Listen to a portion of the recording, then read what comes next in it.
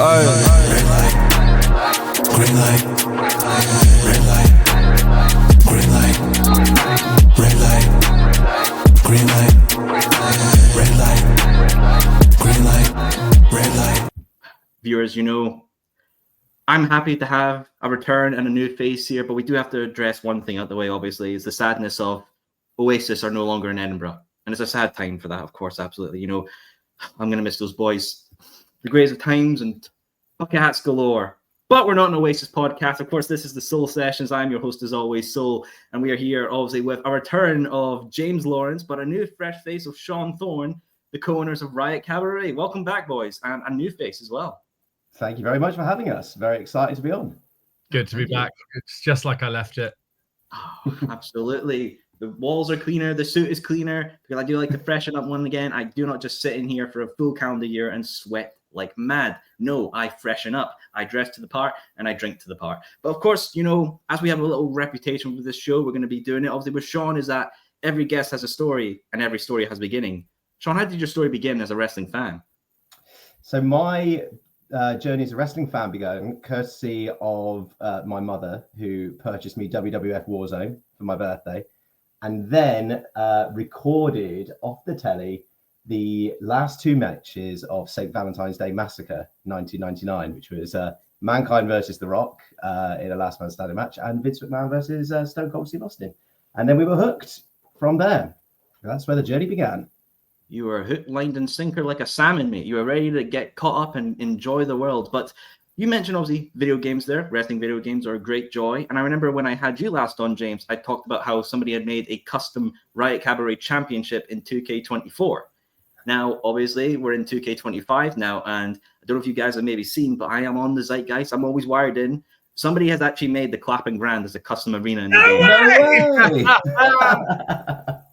So, I mean, I want to know, boys, as a promoter, to know that your company, your whole legacy, the Clapping Grand itself are now represented in the digital space. What does that mean to you guys as promoters? And also your first thought, James.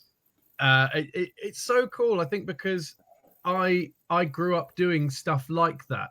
You know, I would create my favorite things and I would create my favorite people in my favorite video games. I know from firsthand experience the amount of time that kind of takes and how much attention you got to put into it to make it good. And so I always just think the fact that someone, like, it's the same thing when people bring, you know, signs to our shows, or they'll make like someone once knitted me a Mr. Blobby dildo.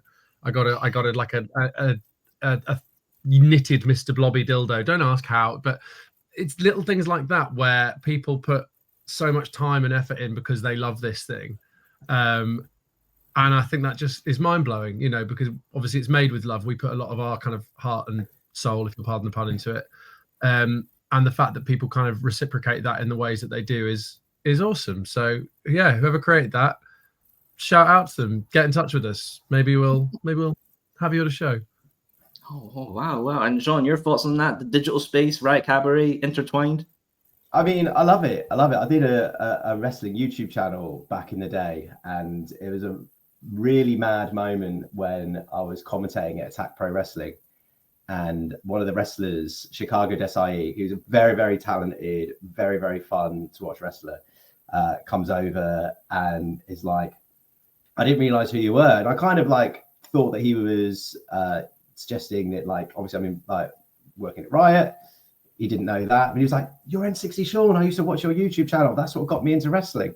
And I was like, this whole wrestling world is so crazy. And I think it's just so great when, you know, all of these things intertwine. People are like making their own stuff. It's wicked. It's the joys of it. Wrestling fans, they are a creative bunch. They do like to get angry on Twitter and social medias, but they are a very creative bunch. And I do implore them for that. But obviously, let's get into Riot Cabaret itself. The promotion I love, and it has an amazing presence in the Clapham Grand. And obviously, they've got a great show coming up this weekend, Forbidden Door weekend. But let's rewind back a year. One whole calendar year, all singing, all dancing, 2024. Initial thoughts on the show for yourself. How did you think the show went off? First, your thoughts, Sean. I think we were really, really happy with how the whole Thunder Rosa element of the show came about in terms of just the surprise staying surprising, and then also the execution.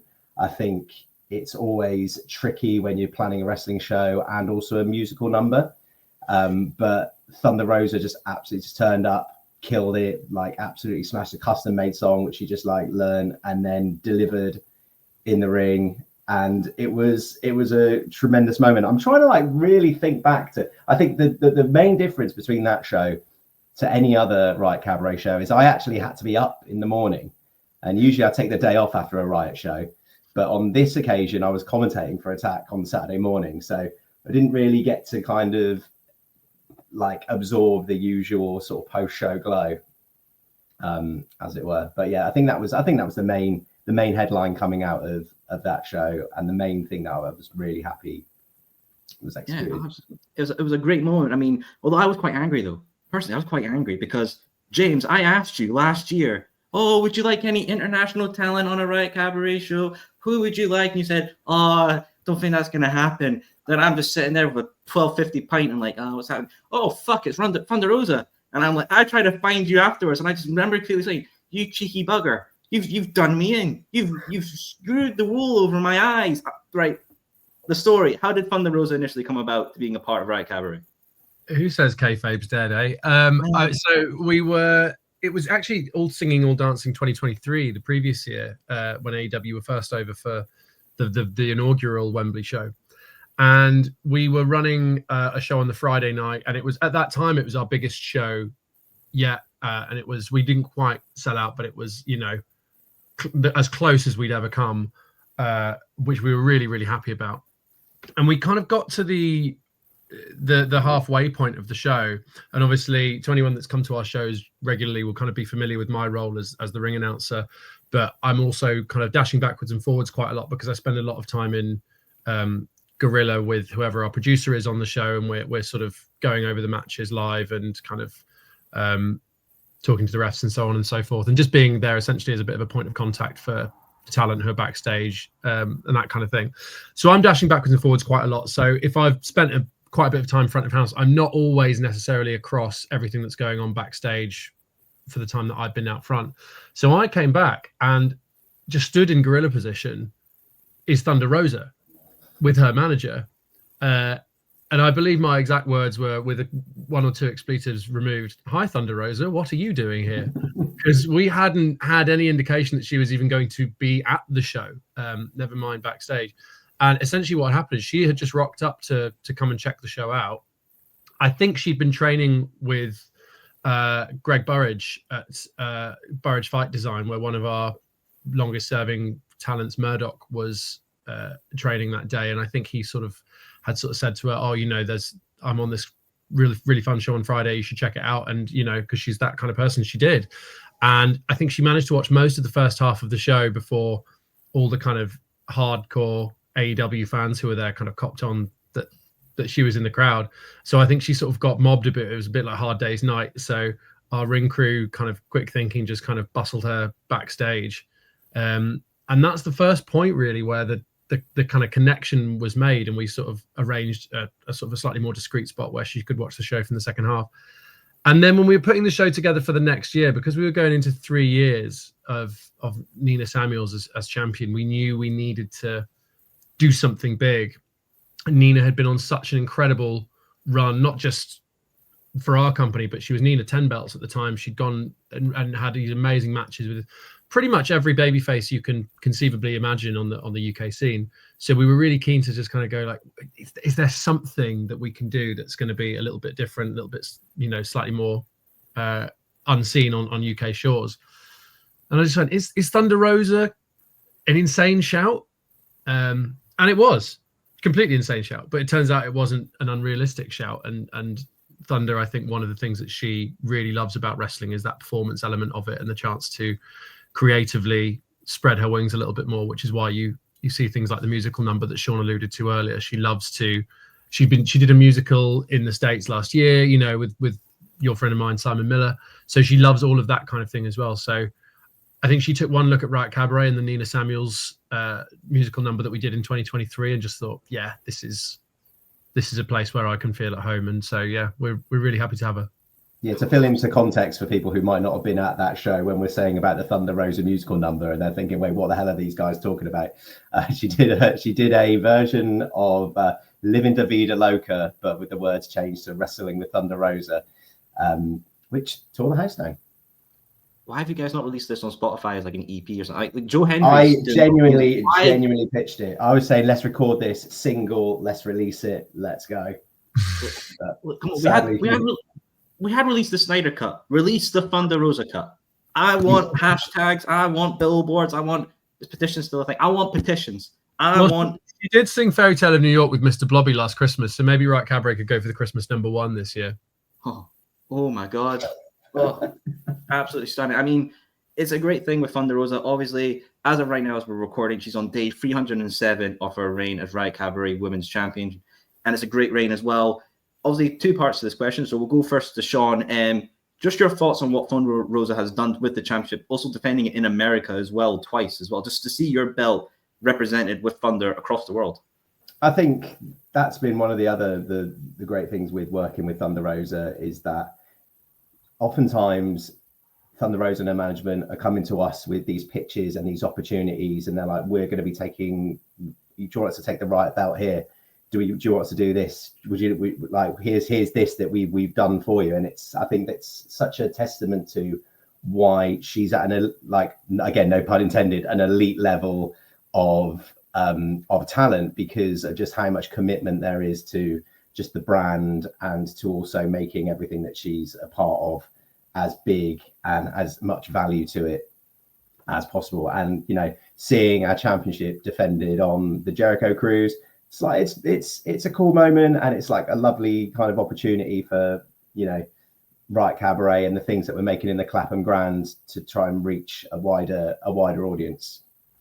Absolutely. It's a great wide reach as well with that kind of representation for the belt, and obviously through Thunder Rosa.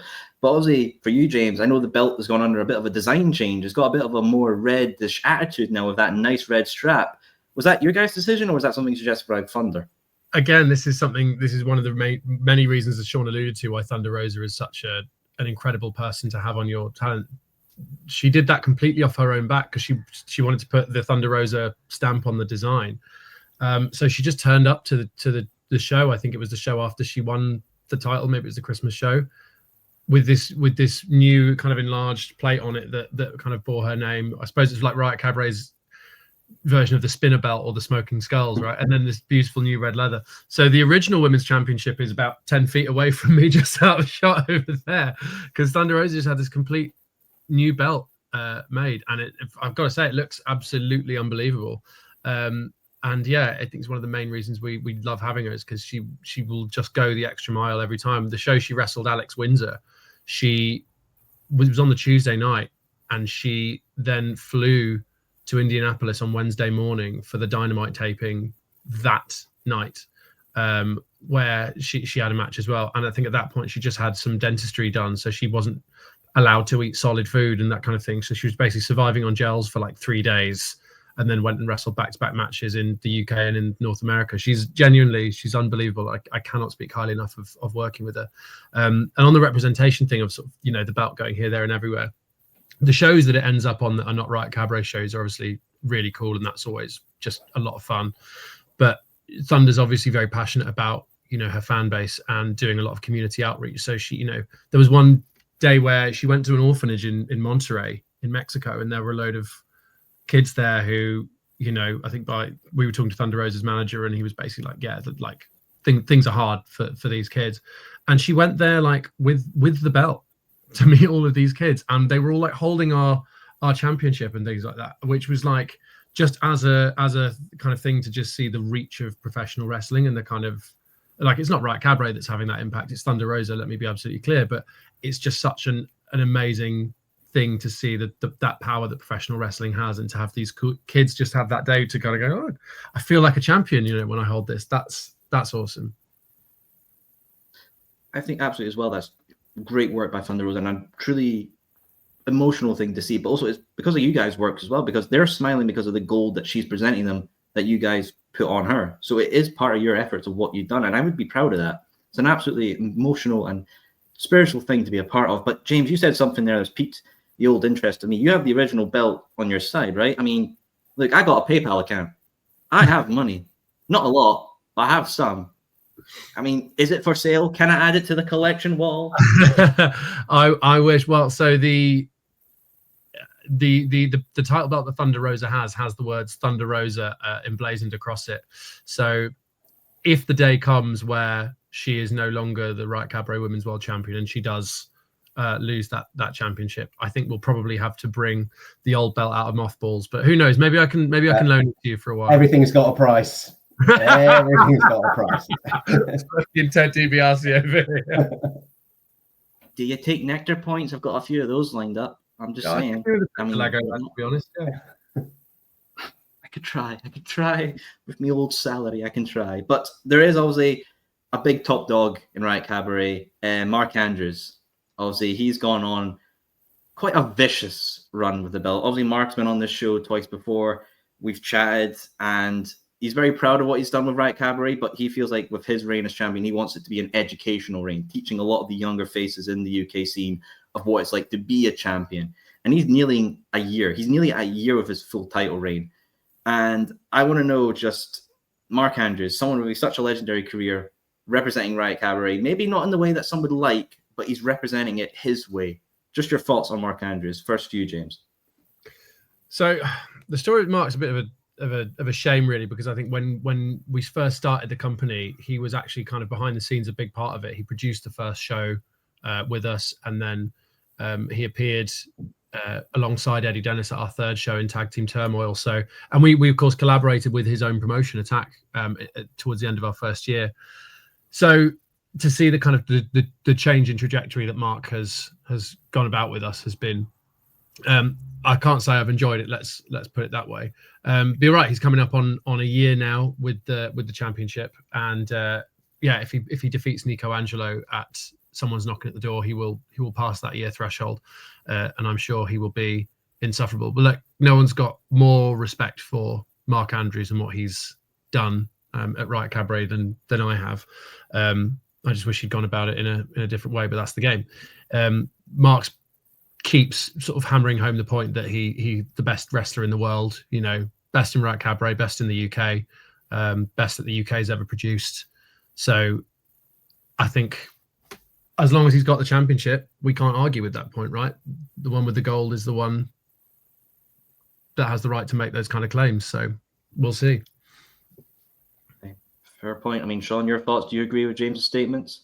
Yeah, I think another interesting thing with Mark is that he's always been lovable Mark Andrews everywhere throughout his whole entire career. And I think what's been like really fun, really interesting is just seeing Mark do this. The character that he's doing for us is so good. It's so different from anything that he's done before.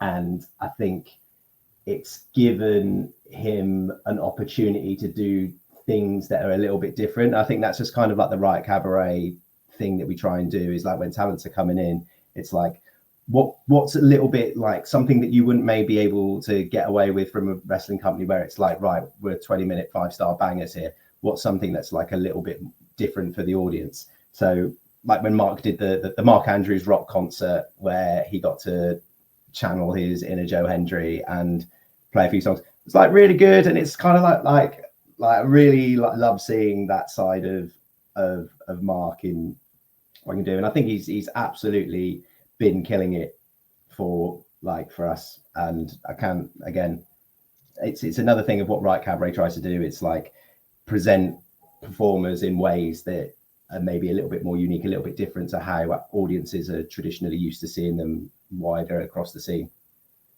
No, absolutely. And you've had such many great individuals within Riot Cabaret that I know as well that you guys got featured on, what was it, the Time Out London's magazine cover as well? Indeed. Nina Samuel specifically, yeah, that was the best alternative things to do in London at Christmas. And yeah, I would shout out marketing wizard Ollie Tunmore for the hookup on that. Ollie works at the Clapham Grand and is an absolute saint. And I think they kind of went to the Grand and was like, what's the most unusual thing that you have on your lineup? And the Grand is a palace of modern variety. That's literally their strapline. So they have absolutely everything going on under that roof. Like you look at their lineup and I think it's probably the most eclectic venue in London. and so we were super stoked that they went. The wrestling's pretty nuts, you know. You should talk to the wrestling guys. So yeah, that was pretty awesome. Wow. I mean, I like it. It's a good cover. Maybe it could be a good collectible item 20 years down the line of the London Times Out collection. So I don't know whoever's got a copy. To this day, I've only got the PDF of it. I still, if anyone can hook me up with a physical copy of our Time Out cover, I will be forever in your debt. Unacceptable. I'm going straight on eBay. We could trade it for the belt. Would that do? I mean, maybe. See what condition it's in. Fuck, if I had a secretary, I would definitely order them to order like 10 copies right now. I'm kind of don't have a budget. That's nice. But obviously as well in Riot Cabaret, there's been quite an interesting match type or a principle slam ball, something that's been introduced. It's quite unique and interesting. So I want to know, Sean, what was the story behind the introduction of slam ball?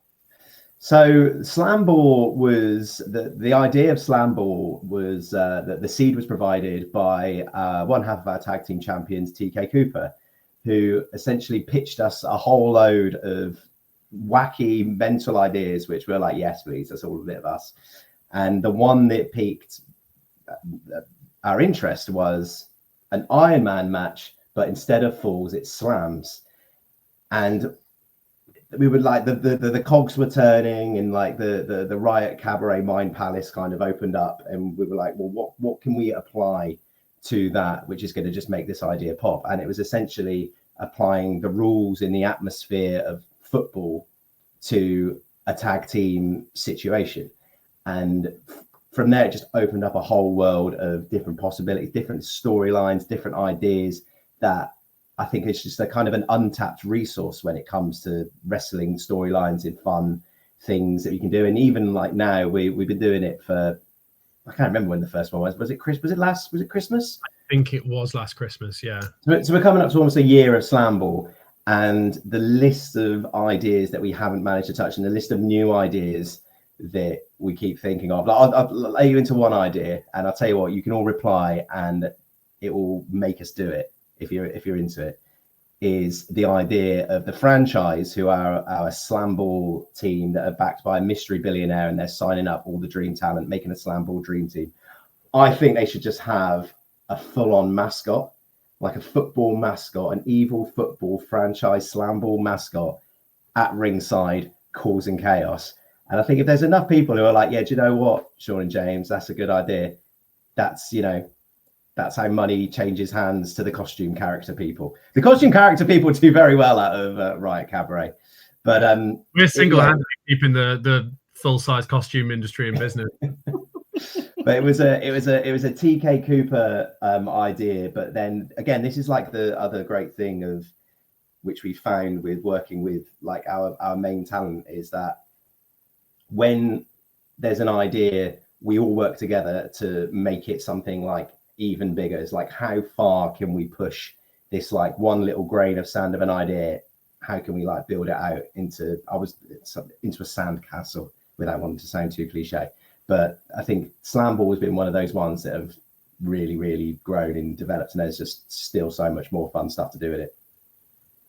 Wow. I mean, my brain's going right now. It's not because of the beer, but it's going right now. I'm thinking of something. Like, you know, you've got their mascot of the franchise. You could have a franchise mascot battle royale where all these teams' mascots have a battle royale, and the winning mascot gets a buy into the semifinals of a tournament for the team. You've got ideas there. I mean, I don't know. It could. I like it. You've got the Blacksmith jerseys. Get massive one blowing up for all the mascots. Advertise it. They're amazing jerseys. I might want one. I do wear a suit, but those look very comfortable. Definitely not as sweaty in this thing. So, I mean, look, there's great things coming around here, boys. And I'm very excited to see. But like, I got to get a bit, serious. I do get serious sometimes. And, it's quite serious right here.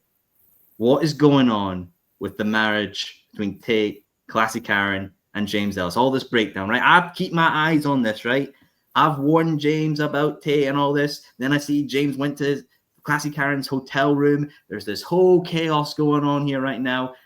I need proof. I'm not afraid of the proof. I need the truth right now. I need it all right now. What is going on, boys, with this whole situation between these three individuals?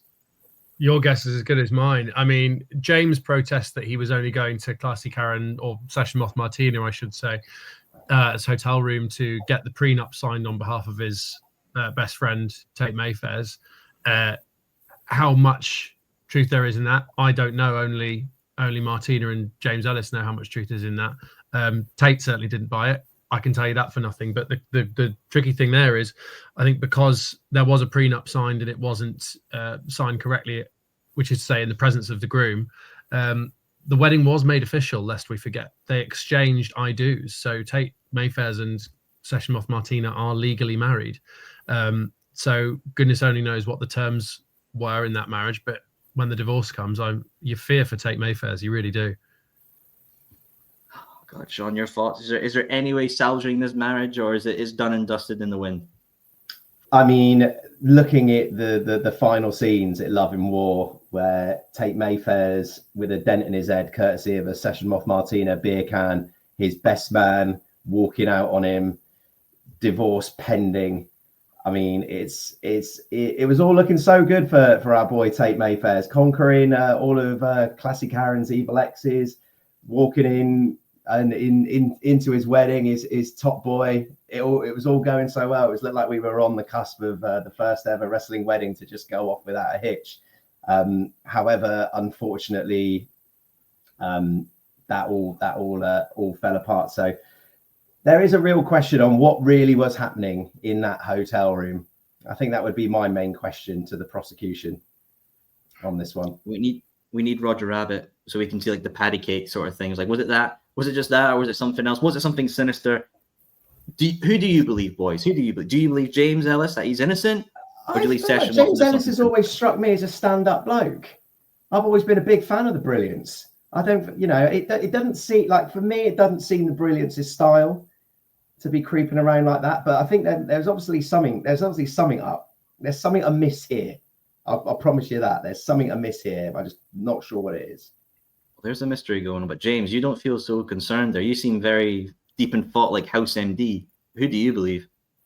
Look, I've had nothing but grief from both Tate and James over the years. So I will confess my Schadenfreude circuits were whirring when I saw that whole situation implode at the last show.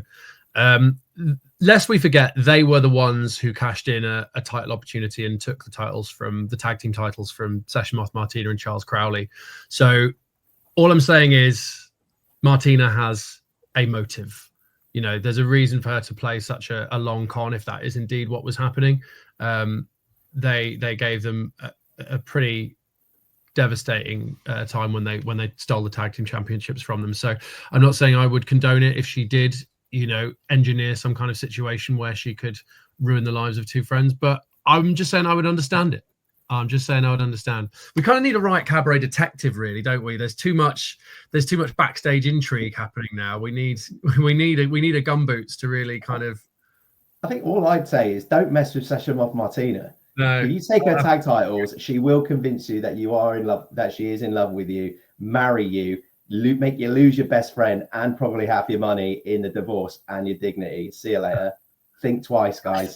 Think twice. I think there's a way to fight against Martinez. Just give her, alcohol-free beer. That will be a deterrent. I think that might do the trick. I don't know. I'm sparing ideas here, but we need Columbo on this. We need to find out to the nitty and gritty. We need every footage, every camera, every wee little thing about it to find out what's going on here. But obviously, we will find out some kind of resolution because they are having a match, Tate and James, obviously at your upcoming show, literally in like 5 days. My God, how time's flying by. But obviously, if people want to watch all these previous shows, you all have a streaming service now, Riot Cabaret Gold. And I know obviously we alluded to that in the past, James. It's up and running. It's a great service. The initial thoughts and process about launching Riot Cabaret Gold, was it quite daunting? Was it quite a thing of like, well, we could use something like, Triller or IWTV, but we want our own little service and we can do it. And you have done it. So what was the thought process of launching Riot Cabaret Gold? Your thoughts first, James. So I think one of the main things we wanted to do, first of all, was to give people something that represented good value for money, which is why if you kind of look at all of the other big companies, as it were, in the country, our kind of price point for the on-demand is less than those. And that's why I think we've seen such a good uptake with it, which is lovely to see. Also, as well, just in terms of value for money, we didn't want to launch it until we'd accrued like a decent sized video library as well. I think it's one thing when you've been running for 3 years to say now you can subscribe to our on-demand service, but if you're doing that after 2 shows or whatever. It's you've got less of an offer there for the fans. In terms of not going with a third-party provider like a Pivot Share or something like that, I think we saw there were various companies that were with third-party providers that either closed or changed their terms of service or whatever, and it was very, very difficult for those companies to then pivot, if you'll pardon the pun, away from those providers and go back onto their own kind of in-house thing or go over to another provider or whatever it was. So I think we were very keen that even if it did take us a little bit longer to get it online, we really wanted to build our own bespoke platform that we kind of retain full control over, and then you're not vulnerable to, you know, the whims of a third party provider, and you can make those tweaks to the user experience a bit more easily. So we're always really keen as well to hear from Riot Cabaret Gold subscribers with feature requests and things like that. We've got plans to keep improving the service and keep adding more benefits to it. So if there's anything that people who are familiar with using it and don't quite have the kind of Riot Cabaret tunnel vision that we do, we're always really keen to hear from them, because we're proud of it as a service, but I think I would say it's still very much in its embryonic phase. Like, this is currently the most basic version of Riot Cabaret Gold that you'll ever see. We're going to keep adding more and more to it over the coming months and years. So if anyone wants to just share their 2 cents on that process, we're always really, really happy to hear from people, and they can get in touch. Of course, absolutely. You know, you got to start somewhere before you can get into something bigger, and it's always a stepping stone there. And obviously, Sean, your thoughts on Riot Cabaret Gold, and is there anything maybe particular you would like to add? Because obviously you get access to full library, exclusive merch release, and obviously early access to tickets. But has there been anything that you thought of maybe introducing as a tier reward system for subscribers? Yeah, I think what we'd like to do, again, I think this is just one of the slight drawbacks of being a 2-man band, of having these little areas which we would really like to do more with, but in just terms of just sheer brain capacity and time capacity, it's just something that, you know, it has to kind of fit in with everything else. But I'd love to be able to offer more of something of community building with Riot Cabaret Gold members, and I'd love to work out how best to do that. I think like a community manager or something to make sure that, you know, getting like extra insights into like how shows are being made, extra little behind the scenes videos, more content essentially for those members, like a kind of like a tiered system like you just suggested. That would be something that I'd like really like to do in the future. But again, it's just one of those, there's like so many things just in Riot that we'd love to do, but it just comes to like, there has to be a ceiling. It's like, is it going to be the Riot Cabaret Gold community membership situation, or is Thunder Rosa going to do a musical number? Like those are sometimes the balances that have to be struck. Hey, fair it is. I mean, I know you have that amazing Y2J Bob who does the backstage photo for you guys.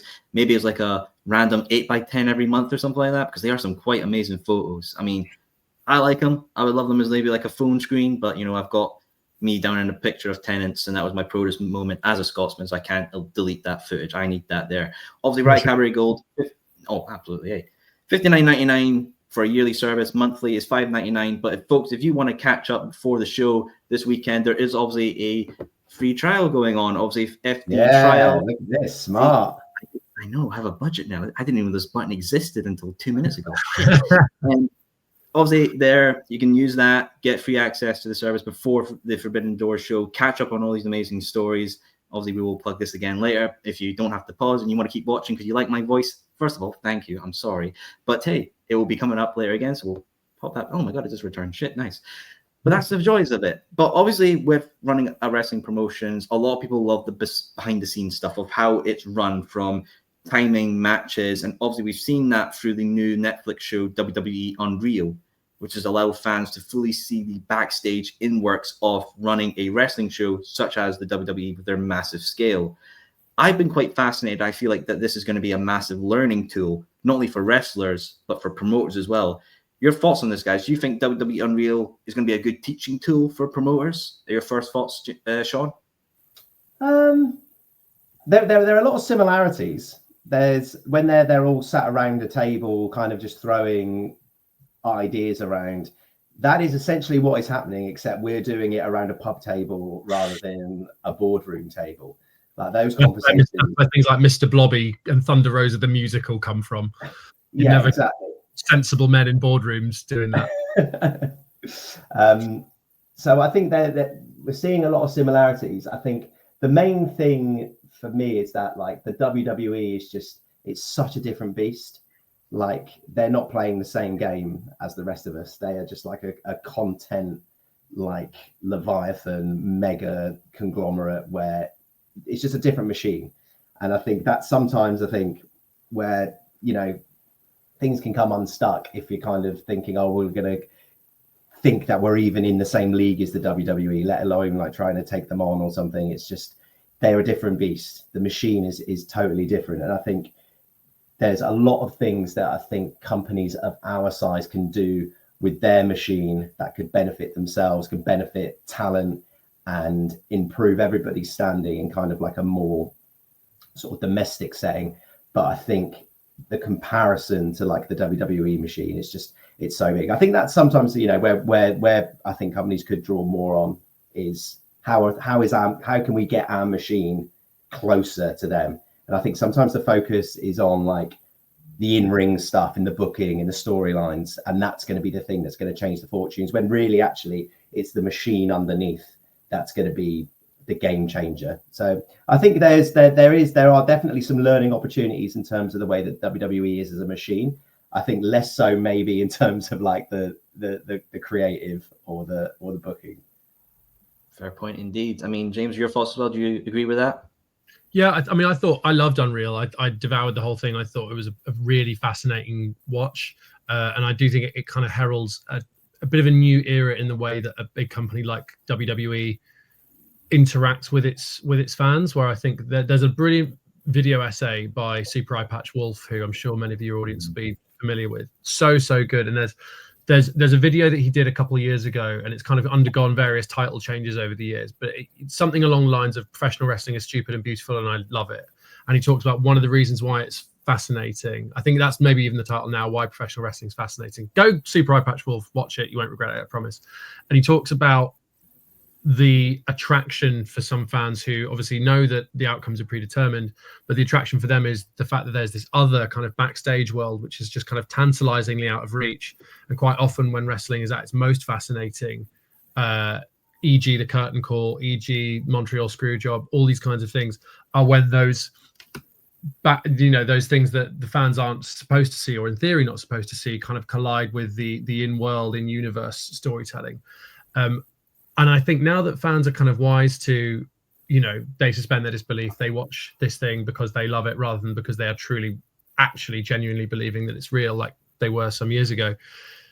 I think in order to get buy-in and difference and kind of keep the fans on the wrong foot and keep journalists on the wrong foot, you're going to see a lot more of WWE feeding out backstage stuff that appears to be one way, but actually I'm very sure would be very carefully cultivated and very carefully shaped. You know, there's so many things that are going on at the moment, like with the Seth Rollins injury recently was a perfect example. You know, it's quite rare. I think I can't really recall many times where they've done like a truly worked injury like that. Usually it's if they need to give someone some time off or whatever like that, that's one thing, but to see the way they executed that story and all of the different kind of information war that was kind of being put out there was so fascinating. So I do wonder whether Unreal heralds a different way in the way that a different era in the way that WWE kind of conducts its information campaigns, if you see what I mean. We're in Inception levels of reality here. We are, yeah. That my brain is just a 4D wrestling universe right now. I need to take a breather. Yep, you're going down the rabbit hole and you can't get out, Alice. You're stuck down there. You're no having a good time. I mean, oh god, this might be the weirdest fucking analogy I've ever said, but it's kind of like Willy Wonka. You know, a lot of people like the Wonka bars. They like to eat the chocolate, but people want to know what's going on with the chocolate factory. They want to know that secret and desire. So I think that's just what we have that with our audience, is that wrestling is kind of in that split divide. But we do get a lot of amazing characters and people working within the scene. Obviously, you two boys as well. We love you, of course. But you've got an amazing backstage correspondent now in Maya Beth working for you guys now, and she's been doing amazing work. What was it that made you want to bring her on board for the team? So I had a chat with one of my mates who produces at Radio 1, and he just messaged me saying, I've got someone who's really into their wrestling and they want to try and do some, and they want to get into backstage announcing. We should have a chat. So we had a meeting in, I think, with Maya. She's just as soon as we just first met her, she could just see that she's like incredibly impressive in terms of like a presenter, and in terms of a talent. I think it was just, it was obvious that it was going to be a really good fit from a broadcasting point of view. But the thing is that she genuinely loves wrestling. And I think there might be things that I don't think the audience have seen of just how involved I think she's got just in the general scene in terms of helping out at shows, training, and being just a general helpful and positive presence just around the scene. And I think, that's always a really, really important aspect, I think, in terms of legitimacy. And I think, even though I don't think it's something that she's necessarily shouting about, I think the fans will notice it. And I think that's going to give her a real sort of backing, I think, from the fans, when it's it's not just a broadcaster coming from an external place and just plonking themselves in wrestling to build a reel or a demo or show a bit of media diversity. She's genuinely living and breathing the whole British wrestling scene and really doing a lot to positively impact it. So it's been great having her, and she's been absolutely killing it. So yeah, really, really happy to have her on board with Riot. Yeah, no, she's got passion, and Riot Cabaret is all about passion, and that's the kind of people you want involved, and that's great to see. Now, we obviously have to talk about what's coming up this week. Someone's knocking at the door, an exceptional show.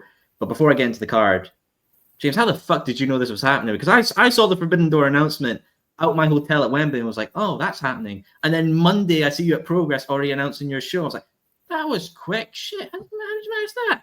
I believe they announced it while Sean and I were sat next to each other in the bowl at Wembley Stadium. We had a bunch of different artworks ready to go, all with the different dates on it. And we were like, we think it's going to be this one, probably, but we'll wait and see. And shout out to the Clapham Grand, who basically went, yeah, we'll hold all of those Fridays for you, and then you just tell us which one it ends up being.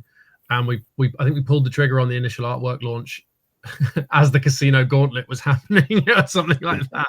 We're watching Nigel McGuinness return, and we're just like, so yeah, no, it's. I wish I could say I had some kind of cool inside track for you. Regrettably, it's just. We saw the date on the screen. Yeah. They announced it. We pressed send. But yeah, I mean, in terms of this year's show, this one's going to be our biggest one ever, which we're so excited for. Every single August bank holiday when AEW come to town, it's always our biggest show of that year. And this year's going to be no exception. We're unbelievably excited about it. Man, it is just that simple. It is just like that simple. That's fine. It's simple. I can't help it. It's just simple.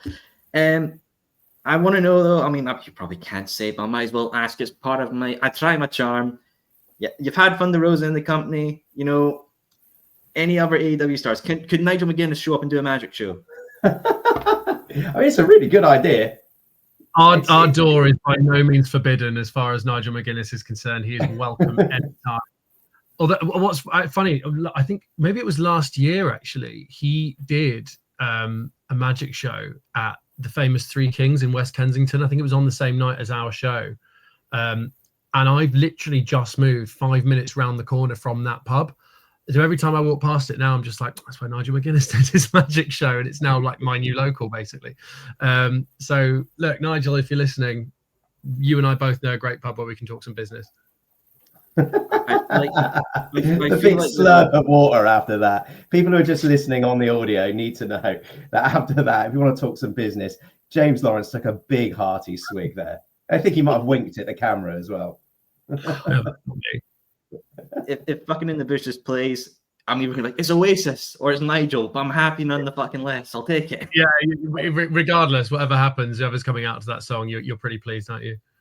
Oh, absolutely. I'm taking that. But yeah, so someone's knocking at the door. We've got matches. Flash Morgan Webster versus Jordan Breaks. We've got Karen Noir versus Nina Samuels. Spike Gervais, Man Like Doris. The Wedding from Hell match with the special guest referee Simon Miller of Tate Mayfairs versus James Ellis. We've got the Riot Cabaret Tag Team title match with Sunshine Machine and the franchise. Then we've got the women's title match with Thunder Rosa defending against Harley Hudson.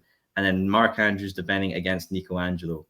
Lads, I'm going to ask, of all those matches, which one do you think will be your favorite of the night? You first, Sean. I think I can't look past Mark and Nico. It's a year in the making. They've got so much history on the Welsh scene. Mark took Nico's first ever training session in wrestling, and in the last year, 18 months, Nico Angelo has just been on such a run, just as a competitor across the entire country.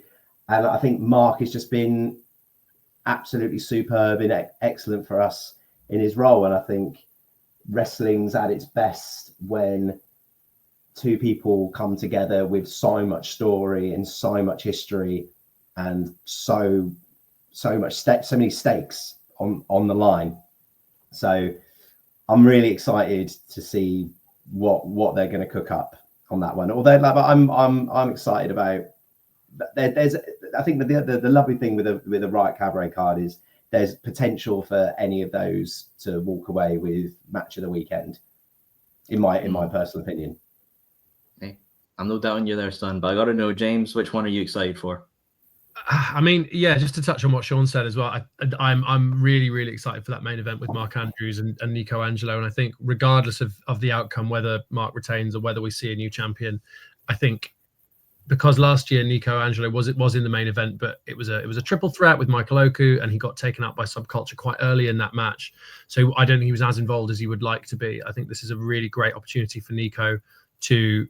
We know it, and he knows it, and everyone in our locker room knows it, and I know our fans know it as well. But I think it's going to be really exciting for a whole new fan base who, you know, they don't maybe come to every show, maybe they've traveled a long way to be here for Forbidden Door, whatever, to really see a main event caliber wrestler arrive, I think, on the big stage. And regardless of whether Nico ends up lifting the gold or not, I think he's going to put on a phenomenal performance that I can't wait to see. It's going to take something really special to beat Mark Andrews, but it's also going to take something really special to beat Nico Angelo. So that's very exciting. I would say I'm really looking forward to Nina Samuels versus Cara Noir with Cassius and Madame Guillotine both locked in cages. I think Cassius and Guillotine have been two of the most kind of hands-on managers, if you like, for Riot Cabaret over the last year or so. So I think a match like that where it's something completely novel and you've got two minds who are as creative as Nina and Cara are, I think that match is going to be incredibly interesting. And it also marks the second year in a row or third year in a row, really, I suppose, if you count the Nina Samuels musical in 2023, third year in a row that Cassius has been involved in some AEW weekend nonsense for us. Obviously, last year he had the Falls Count Anywhere match with Amira that ended up on a speedboat outside the Houses of Parliament. And this year he's going to be locked in a cage.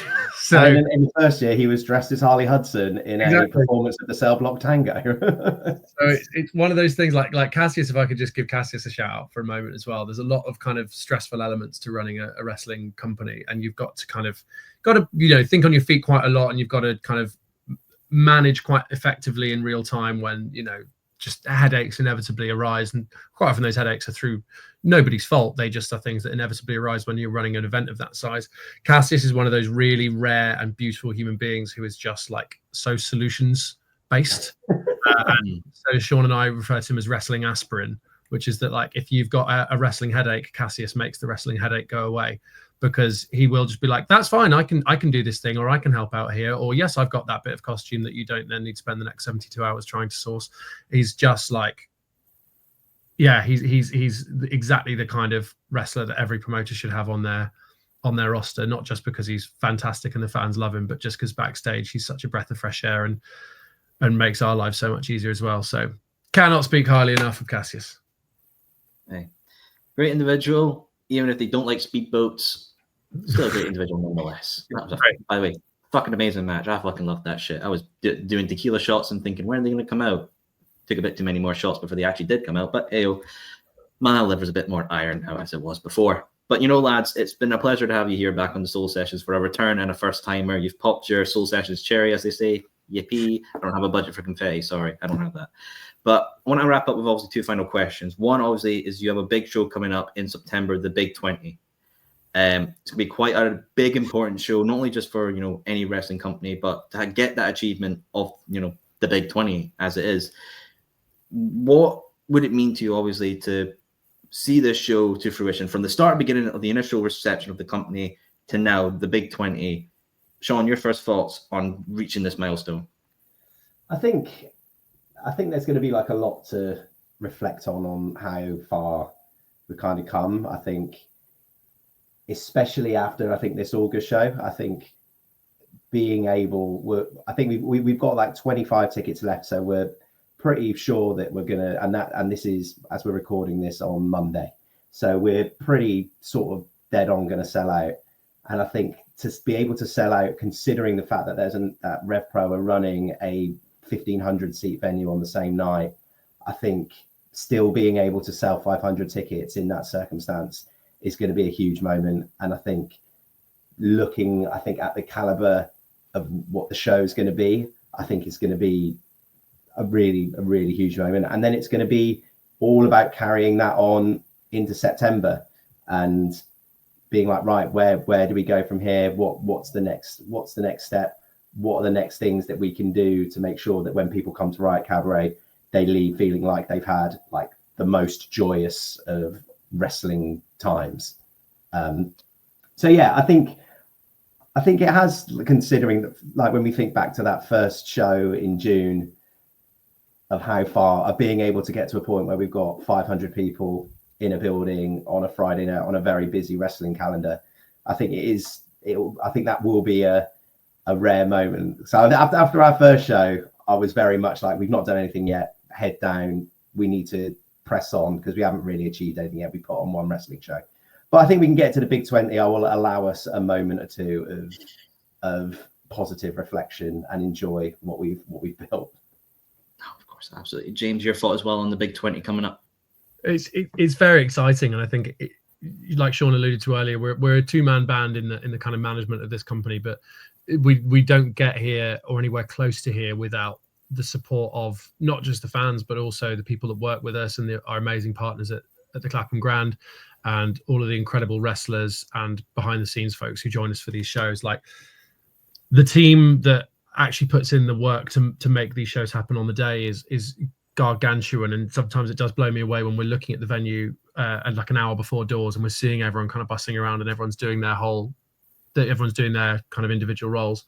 It's always mind-blowing to us to see all of those people there for the same reason, which is to put on the best show they possibly can. So just to everyone who's been a part of that journey and who's helped us get to show 20, which doesn't sound like much, but you know, it feels quite significant. I think it just means the world. So yeah, we can't thank them enough, and we're going to put on a show in September that's going to hopefully do that justice to the people that have come and put their faith in us and their support in us, make them proud.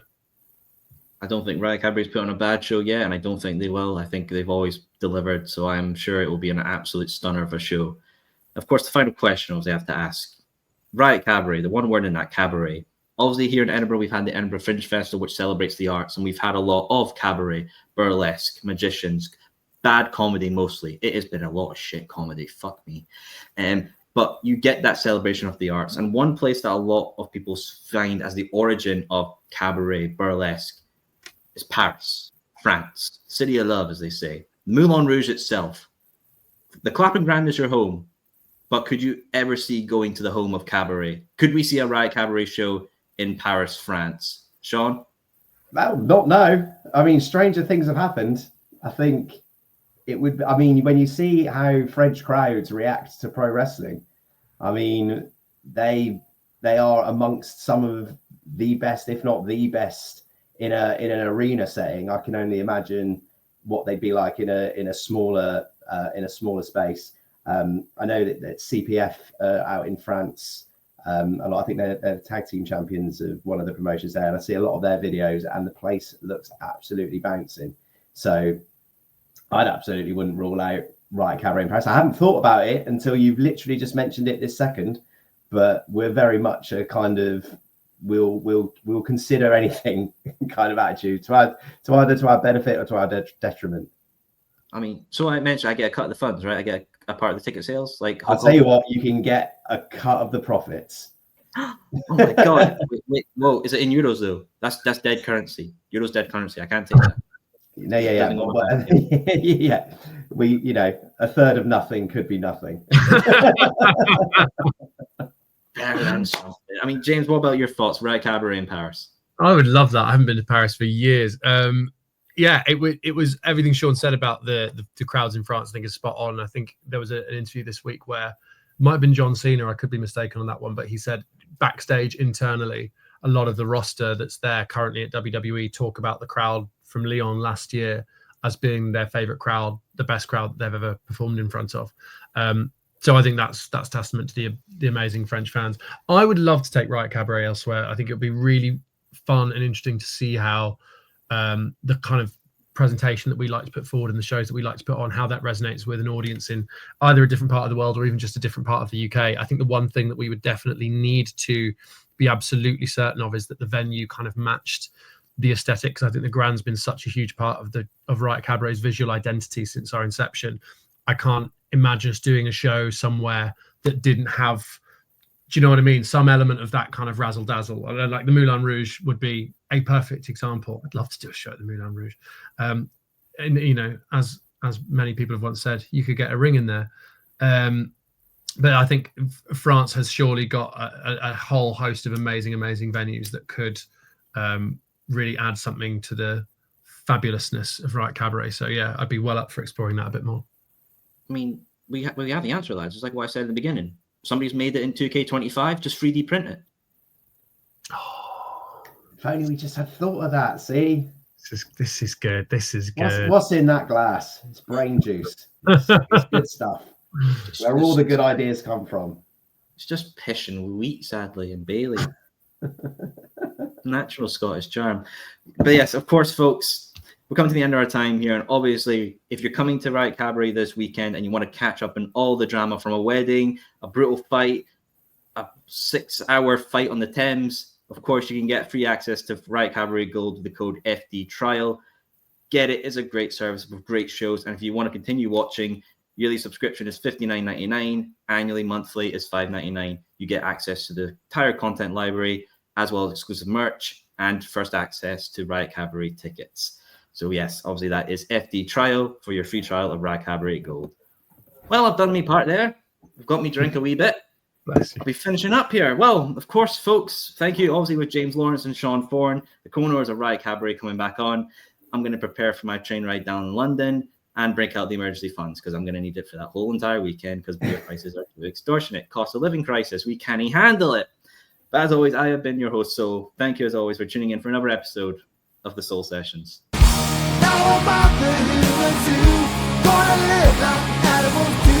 No more laws and no more rules.